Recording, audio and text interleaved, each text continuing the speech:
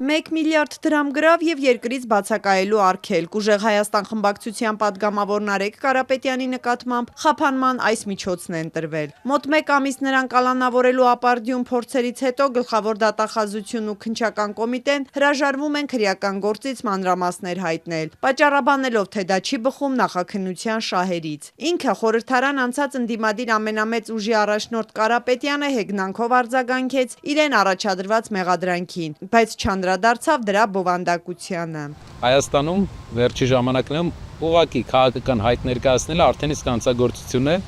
եւ ընդհանրապես կարիք չկա խորանալու, թե ինչի մեջ քեզ կմեղադրեն, քանի որ քաղաքական հայտ ներկայացնելը,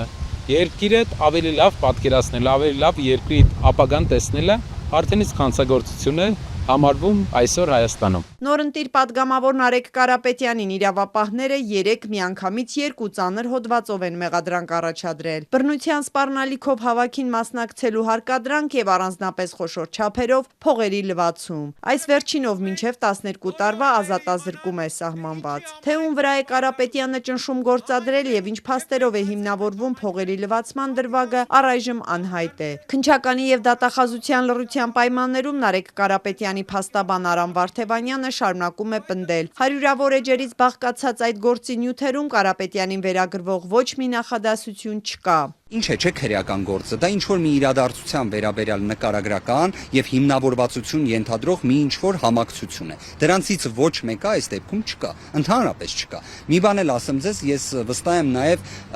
չգիտեմ, երևի թե դա իրավաբանությունից դուրս այլ մասնագիտություն ունեցող գործընկերները պետք է քննարկեն, թե ոնց կարող է լինել մեկ միասնական մեղադրանք, որը վերաբերում է հավաքներին մասնակցության շահագրգռմանը եւ միաժամանակ փողերի լվացմանը։ Սա արդեն զավեշտ է։ Սա ինքնին արդեն աբսուրդ է։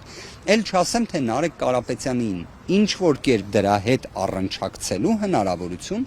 ողջամիտ իրականության մեջ չկա։ Վարդևանյանն ավելի վաղ ասել էր, թե այս գործն առնչվում է Ուժեղ Հայաստան կուսակցության խորհրդի անդամ Ալեքսան Ալեքսանյանի քրեական վարույթի հետ։ Ալեքսանյանը կալանավորված է, մեղադրվում է Տաշիրին առնչվող ընկերություններից փոխանցված շուրջ 1.6 միլիարդ դրամի հանցավոր ծագմամբ փողերը լվանալու եւ այդ գումարով հավաքներին մասնակիցներ ապահովելու համար։ Ըստ իրավապահների նա շուրջ 1400 քաղաքացու ձևական աշխատանքի է ընդունել իր ղեկավարած կազմակերպությունում եւ վարձատրել, որպեսզի նրանք մասնակցեն Ուժեղ Հայաստանի եւ Մերձևովի կազմակերպած ցույցերին։ Քննչականի փոխանցմամբ այս գործով 500 մարդ է հարցաքննվել։ Սակայն թե ինչ առնչություն ունի Նարեկ Կարապետյանը սրա հետ Վարդևանյանն էլ չի բացահայտում։ Պաշտպանական կողմը միայն պնդում է ինչպես սպառնալիքներով հավաքներին տանելու, այնպես էլ փողերի լվացման դրվագներով որևէ փաստական տվյալ չկա։ Որտեւ հաշվի առնելով, որ ես տեսել եմ Նարեկ Կարապետյանին վերագրող իբրև դեպքի կից ներկայացված նյութերը, այնտեղ ընդհանրապես երևույթային ոչինչ չկա։ Գումարի չափ, չգիտեմ, ում պիտի տար,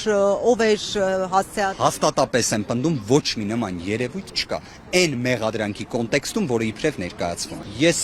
կարող եմ մի բան ասել, որ Հայաստանի Հանրապետությունում երևի թե վիճակագրությամբ, եթե նայեք, փողերի լվացումը ամենամեծ տարածում ունեցող հանցակազմն է։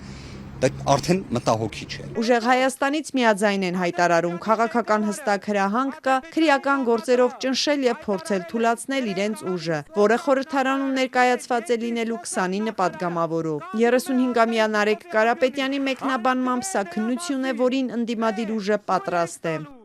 Մի անգամ ասել եմ, մեկ անգամ էլ կասեմ, ավելի մեծ պատիվ է մեր պայքարի համար գտնվել ճաղերի այն կողմում, քան այս կողմում։ Հայաստանը լինելու է մի երկիր, որտեղ այլևս քաղաքական հետապնդումը քրեական գործեր չեն ծառայելու մարդկանց քաղաքական գործունեությունից հետ պահելու համար։ Այսինքն չեն բացվելու նոր քրեական գործեր, որպեսզի մարդիկ քաղաքականությամբ չզբաղվեն, այլ